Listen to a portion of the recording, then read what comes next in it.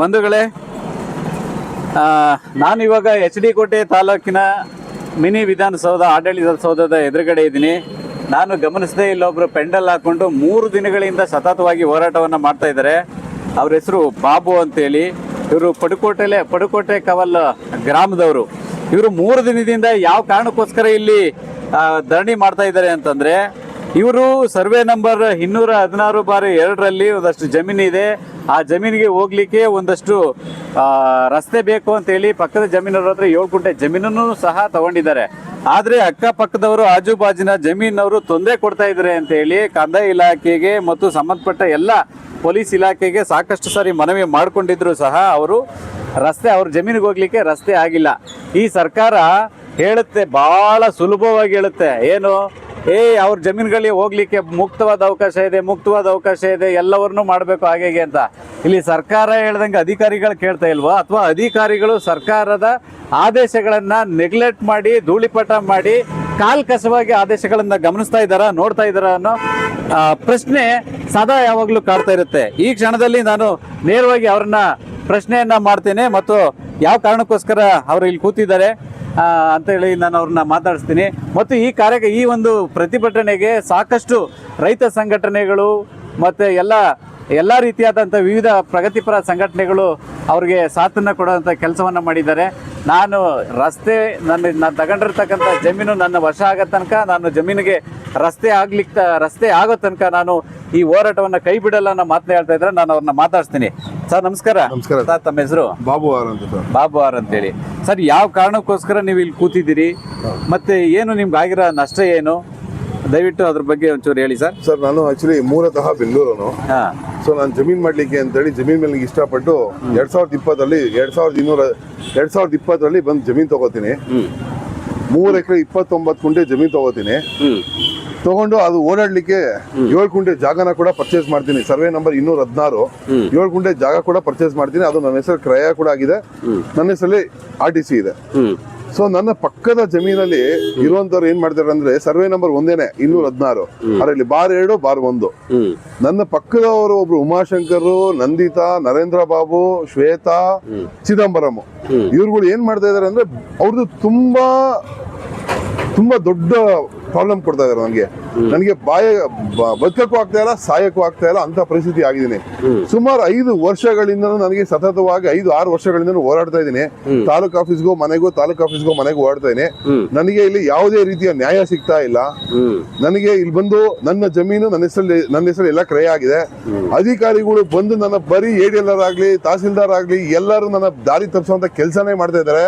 But ನನಗೆ ಇಲ್ಲಿ ಯಾರು ಸಹಾಯಕ್ಕಿಲ್ಲ. ನಮ್ಮೂರಲ್ಲಿ ಇವರು ಇಲ್ಲಿ ಸ್ವಲ್ಪ ಹಣ ಬಲ, ದುಡ್ಡಿನ ಬಲ ಇದೆ, ಮತ್ತೆ ಸ್ವಲ್ಪ ಅಧಿಕಾರ ಬಲ ಇರೋದ್ರಿಂದ ನನ್ನ ತುಂಬಾನೇ ಮಾನಸಿಕವಾಗಿ, ದೈಹಿಕವಾಗಿ ಹಿಂಸೆ ಕೊಟ್ಟಿದ್ದಾರೆ. ನಾನು ಜಮೀನೊಳಗೆ ಹೋದ್ರೆ ಸಾಕು, ಶ್ವೇತಾನು ಮತ್ತೆ ಅವ್ರ ಮಕ್ಕಳು ಶ್ವೇತಾ, ನಂದಿತಾ ಏನ್ ಮಾಡ್ತಾರೆ, ನನ್ನ ಮುಂದೆ ಬರೋದು, ಸೀರೆ ಹಾರ್ಕೊಳ್ಳೋದು, ನಿನ್ನ ರೇಪ್ ಕೇಸ್ ಮಾಡ್ತೀನಿ, ನಿನ್ನ ಬಿಡಲ್ಲ, ನನ್ನ ರೇಪ್ ಮಾಡಕ್ ಬಂದೆ ಅಂತ ಹೇಳಿ ನಾನು ಕಂಪ್ಲೇಂಟ್ ಕೊಡ್ತೀನಿ ಅಂತ ಸೀರೆ ಹಾರ್ಕೊಳ್ಳೋದು, ನನ್ನ ಮೇಲೆ ಕಂಪ್ಲೇಂಟ್ ಕೊಡೋದು.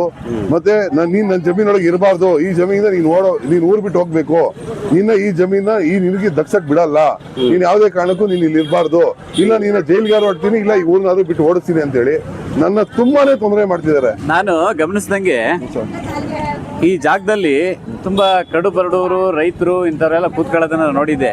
ಆದ್ರೆ ನೋಡ್ಲಿಕ್ಕೆ ಮೇಲ್ನೋಟಕ್ಕೆ ನೀವು ಸ್ವಲ್ಪ ಉಳ್ಳವರು ಅಂತ ಕಾಣಿಸುತ್ತೆ. ಯಾಕಂದ್ರೆ ಮೈ ತುಂಬಾ ಚಿನ್ನ ಹಾಕೊಂಡಿದ್ದೀರಿ. ಆಗ ನಿಮ್ಮಂತವ್ರಿಗೆ ಈ ತರ ಸಮಸ್ಯೆ ಆಗ್ತಾ ಇದೆ ಅಂದ್ರೆ ಇದನ್ನ ಯಾವ ರೀತಿ ವಿಶ್ಲೇಷಣೆ ಮಾಡಬಹುದು ಸರ್? ಏನು ಮಾಡೋಕೆ, ಕಾನೂನು ಮುಂದೆ ನಾವು ತಲೆ ಬಾಗಲೇಬೇಕಾಗುತ್ತೆ. ಒಬ್ರು ಅಧಿಕಾರಿಗಳು, ದಂಡಾಧಿಕಾರಿಗಳು ಹೇಳ್ಕೊಡೋದು ನಮ್ಗೆ ಒಳ್ಳೇದೇ ಅಂತ ನಾವು ಅವ್ರ ಮಾತನ್ನ ಕೇಳ್ತೀವಿ. ಬಟ್ ಇಲ್ಲಿ ಏನು ಅಂತಂದ್ರೆ, ನಾವು ಕಾನೂನಿಗೆ ತಲೆ ಬಗ್ತಾ ಇದೀವಿ, ಬಟ್ ಅವರು ನಮ್ಮನ್ನ ತುಳಿತಾ ಇದ್ದಾರೆ. ನನ್ನ ತುಳಿದು ಅವ್ರು ಹೇಳ್ತಾರೆ, ನಂಗೆ ಉಮಾಶಂಕರ್ ಹೇಳ್ತಾರೆ, ಊರಲ್ಲೆಲ್ಲ ಹೇಳ್ಕೊಂಬರ್ತೀನಿ, ನಾನು ಅಧಿಕಾರಿಗಳನ್ನೆಲ್ಲ ಕೊಂಡ್ಕೊಂಡ್ಬಿಟ್ಟಿದೀನಿ, ನಾನು ಇಲ್ಲಿರೋನು, ನಾನು ಅಧಿಕಾರಿಗಳನ್ನೆಲ್ಲ ಕೊಂಡ್ಕೊಂಡಿದೀನಿ, ಅವ್ನ್ ಏನ್ ಮಾಡಕ್ಕಾಗುತ್ತೆ, ಅವ್ನು ಮೊನ್ನೆ ಬಂದಿರೋ ಊರಿಗೆ ಅವ್ನ್ ಏನ್ ಮಾಡಕ್ಕಾಗುತ್ತೆ ಅಂತ ಕೇಳ್ತೇನೆ. ಸರ್, ನನಗೆ ಅನ್ಯಾಯ ಆಗಿದೆ. ಈಗ ಅಧಿಕಾರಿಗಳು ಮಾಡ್ಲಿಕ್ಕೆ ಏನು ಯಾವ್ದಕ್ಕಾದ್ರೂ ಡಿಮ್ಯಾಂಡ್ ಮಾಡ್ತಾ ಇದಾರ ಏನಾದ್ರು? ಸರ್, ಡಿಮ್ಯಾಂಡ್ ಏನಿಲ್ಲ ಸರ್. ಏನ್ ಹೇಳಿದ್ರು ಡಿಮ್ಯಾಂಡ್ ಎಲ್ಲ ಮುಗ್ದೋಗಿದೆ ಸರ್, ಎಲ್ಲ ಮಾಡಿ ಆಗಿದೆ, ಎಲ್ಲ ಮುಗ್ದೋಗಿದೆ. ಅದ್ರದ್ದು ಏನು ಎರಡು ಮಾತಿಲ್ಲ. ಮತ್ತೆ ಅದ್ರ ಬಗ್ಗೆ ಪ್ರಸ್ತಾಪ ಮಾಡೋದೇ ಬೇಕಾಗಿಲ್ಲ. ನಾನು ನೋಡಿದ್ರೆ ನಿಮ್ಗೆ ಗೊತ್ತಾಗುತ್ತೆ ನಾನು ಎಷ್ಟು ನೊಂದು ಬೆಂದು ಈ ಜಾಗದಲ್ಲಿ ನಾನು ಪ್ರತಿಭಟನೆ ಮಾಡ್ತಾ ಇದೀನಿ ಅಂದ್ರೆ. ಅಹೋರಾತ್ರಿ ಪ್ರತಿಭಟನೆ ಅಂತ ಕೂತಿದ್ದೀನಿ. ಇಲ್ಲ, ನನಗೆ ನ್ಯಾಯ ಕೊಡಿಸಿ, ಇಲ್ಲ ನನಗೆ ದಯಾಮರಣ ಪತ್ರ ಅಂದ್ರೆ ಕೊಡ್ಸಿ ಅಂತ ಕೇಳ್ತಾ ಇದೀನಿ. ಅಂದ್ರೆ ನೀವು ಎಲ್ಲಾ ತರ ಮಾಡಿ ನಿಂತಿದ್ರಿ ಅಂತಂದ್ರೆ ಎಲ್ಲಾ ತರ ಸರ್ ಅವ್ರಿಗೆ ಏನು ಅವ್ರು ಬೇಕಾಗಿರೋ ಎಲ್ಲಾನು ಕೊಟ್ಟು ಎಲ್ಲ ಮುಗಿದೋಗಿದೆ ಸರ್, ಎಲ್ಲ ಕೊಟ್ಟು ಮುಗಿದೋಗಿದೆ. ಲಂಚ ಇಸ್ಕೊಂಡ್ರು ಕೆಲಸ ಎಲ್ಲ ಮಾಡಿ ಅವ್ರ ಹತ್ರನು ದುಡ್ಡು ಕಿತ್ಕೋತಾರೆ, ನನ್ನ ಹತ್ರನು ಕಿತ್ಕೋತಾರೆ. ಅವ್ರು ಬಂದು ಚೆನ್ನಾಗಿ ದುಡ್ಡಿರೋರು, ನನ್ನ ಹತ್ರ ಅಷ್ಟು ದುಡ್ಡು ಇಲ್ಲ. ಈಗ ಇದ್ದಷ್ಟು ದಿನ ಕೊಟ್ಟಿದ್ದೀನಿ, ಈಗೆಲ್ಲ ಖಾಲಿಯಾಗಿ ಹೋಗಿದ್ದೀನಿ. ಅವ್ರದಾದ್ರೆ ಒಂದು 12-13 ಎಕರೆ ಜಮೀನ್ ಇದೆ. ಅವ್ರ ಅಣ್ಣ ಇಂಜಿನಿಯರ್ ಮೂಡೋದಲ್ಲಿ ಕಬಳಿಸ್ಬಿಟ್ಟಿದ್ದಾರೆ, ಕೋಟಿ ಗಟ್ಟಲೆ ಕಬಳಿಸಿದ್ದಾರೆ. ಅಷ್ಟು ನಮ್ಮ ಹತ್ರ ದುಡ್ಡು ಇಲ್ಲ. ನಾವ್ ಬಂದು ಊರಲ್ಲಿ ಹಳ್ಳಿಯಲ್ಲಿ ಸೆಟ್ಲ್ ಆಗಿದ್ದೀವಿ, ನಮ್ ಕೈಯಲ್ಲಿ ಏನು ಮಾಡಕ್ ಆಗ್ತಿಲ್ಲ. ಅದಕ್ಕೆ ನಾನು ಏನ್ ಕೇಳ್ಕೊತಾ ನೀವು ಇದ್ದೀನಿ, ವ್ಯವಸಾಯ ಬಿಟ್ಟು ಬೇರೆ ಏನಾದ್ರು ಉದ್ಯೋಗ ಮಾಡ್ತಾ ಇವಾಗ ಇದ್ದೀರಾ? ಏನು ಮಾಡ್ತಾ ಇಲ್ಲ ಸರ್, ಯಾವ ಉದ್ಯೋಗನೂ ಇಲ್ಲ. ನಾನು ಇವಾಗ ಬೆಳೆ ಮಾಡ್ಬೇಕು. ನೀವ್ಯಾರು? ರಾಮದವ್ರು ಸರ್ ಅವರು ಬೆಂಗಳೂರಿಂದ ನಮ್ ಜಮೀನ್ ಎದುರುಗಡೆನೆ ಇವರೇ ಇರೋದು ಸರ್. ಹೌದಾ? ವ್ಯವಸಾಯ ಮಾಡಕ್ಕೆ ಅಂತಾನೆ ಬೆಂಗಳೂರಿಂದ ಈಗ ಎಷ್ಟು ದಿನದಿಂದ ಕೂತಿದ್ರಿ ಸರ್ ಇದು 3ನೇ ದಿನ ಸರ್, ಇದು 3ನೇ ದಿನ. ಹೌದು ಸರ್. ನಾಳೆ ಗುರುವಾರ, ನಾಳಿದ್ ಬಂದ್ರೆ ವರಮಹಾಲಕ್ಷ್ಮಿ ಹಬ್ಬ. ಹೌದು ಸರ್. ವರಮಹಾಲಕ್ಷ್ಮಿ ಹಬ್ಬಕ್ಕೆ ಮನೆಗೆ ಹೋಗಲ್ವಾ? ಹೋಗಲ್ಲ ಸರ್, 3 ದಿನ ರಜಾ ಇದೆ ನಿಮ್ಗೆ ಈಗ? ಇಲ್ಲ ಸರ್, ಹೋಗಲ್ಲ. ಏನಾರು ಆಗ್ಲಿ ಸರ್, ಸರ್ಕಾರಿ ರಜಾ ಇದೆ. ಅಹೋರಾತ್ರಿ ಧರಣಿ ಮಾಡ್ಬೇಕಂತ ಕೂತಿದ್ದೀನಿ. ಅಹೋರಾತ್ರಿ ಧರಣಿ ಮಾಡೇ ಮಾಡ್ತೀನಿ. ನನ್ನ ನ್ಯಾಯ ಸಿಗ್ಬೇಕು. ಯಾಕಂದ್ರೆ ನನ್ನ ಹತ್ರ ಯಾವ್ದು ದಾಖಲಾತಿಗಳು ಇಲ್ಲ ಅಂತ ಹೇಳಂಗಿಲ್ಲ. ಅವ್ರು ಕೇಳಿರೋ ಡಾಕ್ಯುಮೆಂಟ್ಸ್ ಎಲ್ಲ ಅರೇಂಜ್ ಮಾಡಿದೀನಿ, ಎಲ್ಲ ನನ್ನ ಹೆಸರಲ್ಲಿ ಇದೆ. ಈಗ ಸೀರಿಯಲ್ ರಜೆಗಳು 3 ದಿನ ಇರ್ಲಿ ಸರ್, ಶುಕ್ರವಾರ, ಪರವಾಗಿಲ್ಲ, ಶನಿವಾರ, ಪರವಾಗಿಲ್ಲ ಸರ್. ಭಾನುವಾರ. ನನ್ನ ಜೀವಕ್ಕೆ ಯಾರು ಹೆಚ್ಚು ಕಡಿಮೆ ಆದ್ರೆ ಇದೇ ಅಧಿಕಾರಿಗಳೇ ಹೊಣೆ ಆಗ್ಬೇಕು. ಹಬ್ಬ ಏನೋ ಇಲ್ಲೇ ಅದೇ ಇಲ್ಲೇ ಹಬ್ಬ ಮಾಡ್ತಾರೆ ಸರ್. ಯಾಕಂದ್ರೆ ನೀವು ಅವ್ರ ಹಬ್ಬ ಅವ್ರು ಮಾಡ್ತಾರೆ, ನೀವು ನಾವು ಜೊತೆಗಿರ್ತೀವಿ ಸರ್. ನಾವು ಅವ್ರಿಗೆ ನ್ಯಾಯ ಸಿಗೋವರೆಗೂ ಜೊತೆ ಇರ್ತೀವಿ.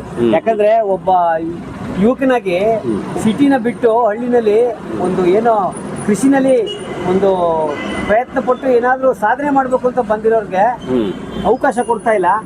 ಇವ್ರು ಸ್ವಂತ ತಕೊಂಡಿರೋಂತ ಜಮೀನು, ಇವ್ರು ಬೇರೆ ನಂಗೆ ದಾರಿ ಬಿಡಿಸಿ ಅಂತ ಇನ್ನೊಂದು ಕೇಳ್ತಾ ಇಲ್ಲ. ಸಬ್ ರಿಜಿಸ್ಟರ್ ನೋಂದಣಾಧಿಕಾರಿಗಳ ಕಚೇರಿಯಲ್ಲಿ ನೋಂದಣಿ ಮಾಡ್ಕೊಂಡಿರೋದ್ನ ಈ ತಾಲೂಕು ಆಡಳಿತ ಅವ್ರಿಗೆ ರಸ್ತೆ ಕೊಡ್ತಿದೆ ಅಂದ್ಮೇಲೆ ಇನ್ನು ಇದ್ದೆಷ್ಟು ಸತ್ರೆಷ್ಟು ಈ ತಾಲೂಕು ಆಡಳಿತ ದುರಾಡಳಿತ ತುಂಬಾ ನಡೀತದೆ. IPS AS ಅಧಿಕಾರಿಗಳು ಮಾಡುವಂತ ಭ್ರಷ್ಟಾಚಾರಕ್ಕೆ ಕೈ ಜೋಡಿಸುವಂತ ಈ ಸರ್ಕಾರ ಮತ್ತೆ ಕಂದಾಯ ಇಲಾಖೆ ನಿಯತ್ತಾಗಿ ಕ್ರಯ ಮಾಡ್ಕೊಂಡಿರ್ತಕ್ಕಂಥ ಜಮೀನುಗಳಿಗೆ ಯಾಕೆ ಮಾಡ್ತಾ ಇಲ್ಲ? ಇಲ್ಲಿ ನಮ್ಮ ತಾಲೂಕಿನಲ್ಲಿ ಭ್ರಷ್ಟಾಚಾರ ತುಂಬಾ ನಡೀತಾ ಇದೆ. ಅಂತವ್ರಿಗೆಲ್ಲ ಸಹಕಾರ ಕೊಡ್ತಾ ಇದ್ದಾರೆ. ನಾನ್ ಪ್ರಶ್ನೆ ಮಾಡಿದ್ದೆ ಎಷ್ಟೊಂದು ನಿಮ್ಗೆ. ಅವರು ಅಹೋರಾತ್ರಿ ಧರಣಿ ಮಾಡ್ತಾ ಇದಾರೆ, 3 ದಿನ ರಜಾ ಇದೆ. 3 ದಿನ ಈಗ ಅವರು ಪಡ್ಡಿ ಅಂತ ಕೂತ್ಕೋತೀರಾ ನೀವು? ತಮ್ಮ ರೈತ ಸಂಘದವ್ರು? ನಾವು ಯಾವ ರೈತ ಜೊತೆನಲ್ಲಿ ನಮ್ಮ ರೈತ ಸಂಘದ ಹೆಸರೇನು ನಿಮ್ದು? ಕರ್ನಾಟಕ ರಾಜ್ಯ ರೈತ ಸಂಘ. ನಮ್ಮ ಬಡಗಲ್ಪುರ ನಾಗೇಂದ್ರಣ್ಣ ಅವರು ಫೋನ್ ಮಾಡಿ ನಮ್ಮ ತಾಲೂಕು ಅಧ್ಯಕ್ಷರಿಗೆ ಹೇಳಿ ಸಹಕಾರ ಕೊಡ್ಲಿಕ್ಕೆ ಅವರು ಬಂದು ನಿನ್ನೆ ಹೋಗಿದ್ದಾರೆ. ಎಲ್ಲ ಸಹಕಾರ ಕೊಡ್ಬೇಕು ಅಂತ ಹೇಳ್ಬಿಟ್ಟು ಅವರು ಮಾತಾಡಿದ್ದಾರೆ. ಹಂಗಾಗಿ ಅವ್ರಿಗೆ ನ್ಯಾಯ ಸಿಗೋವರೆಗೂ ನಮ್ಮ ರಾಜ್ಯ ರೈತ ಸಂಘದ, ಕರ್ನಾಟಕ ರಾಜ್ಯ ರೈತ ಸಂಘದ HD ಕೋಟೆ ತಾಲೂಕು ಬಣ್ಣ ನಮ್ಗೆ ಇವ್ರಿಗೆ ಸಹಕಾರ ಕೊಡುತ್ತೆ. ಇವ್ರಿಗೆ ನ್ಯಾಯ ಸಿಗೋವರೆಗೂ ನಾವು ಕೊಡ್ತೀವಿ. ಸುಮಾರು ಎಲ್ಲ ಪ್ರಗತಿಪರ ಸಂಘಟನೆಗಳು ನಮ್ಗೆ ಸಹಾಯ ಮಾಡಿದ್ದಾರೆ ಸರ್. ಕೊನೆ ಮಾತು ಏನಂತಾರೆ, ನನಗೆ ನ್ಯಾಯ ಸಿಗ್ಬೇಕು, ನ್ಯಾಯ ಕೊಡಿಸ್ಕೊಡಿ. ಇಲ್ಲ ಅಂತಂದ್ರೆ ನಾನು ಅಹೋರಾತ್ರಿ ಧರಣಿ ಮಾಡ್ತೀನಿ. ಇಲ್ವಾ ನನಗೆ ದಯಾಮರಣ ಪತ್ರ ಕೊಡಿಸ್ಕೊಡಿ ಅಂತ ನಾನು ರಾಷ್ಟ್ರಪತಿಯವರೆಗೂ ಕೇಳ್ಕೊತಾ ಇದೀನಿ. ಮುಖ್ಯಮಂತ್ರಿ ಆಗಲಿ ಮತ್ತೆ ಯಾರು ದೊಡ್ಡ ಅಧಿಕಾರಿಗಳಿದಾರೋ, ಯಾರು ನಮ್ಮ ಇವರಿದಾರೋ ಅವ್ರಿಗೆಲ್ಲ ಕೇಳ್ಕೊತೀನಿ. ಅವ್ರಿಗೆ ತಲುಪಬೇಕು ಈ ವಿಷಯನ. ಇಲ್ವಾ ನಾನು ಇಲ್ಲೇ ವಿಷ ಕುಡಿದು ನಾನು ಇಲ್ಲೇ ಸಾಯ್ತೀನಿ. ಇದಕ್ಕೆಲ್ಲ ಹೊಣೆ ಈ ತಾಲೂಕು ಅಧಿಕಾರಿಗಳು ಆಗ್ತಾರೆ. ಈ ನಮ್ಮ ಶಾಸಕರು ಇದಕ್ಕೆ ಮುಂದೆ ಬರಬೇಕು, ಇದಕ್ಕೆ ನ್ಯಾಯ ಕೊಡಿಸ್ಬೇಕು. ಇಲ್ಲಾಂದ್ರೆ ನನ್ನ ಜೀವನ ಈ ಕೋಟೆಯಲ್ಲೇ ಸಾಯುತ್ತಷ್ಟೇ.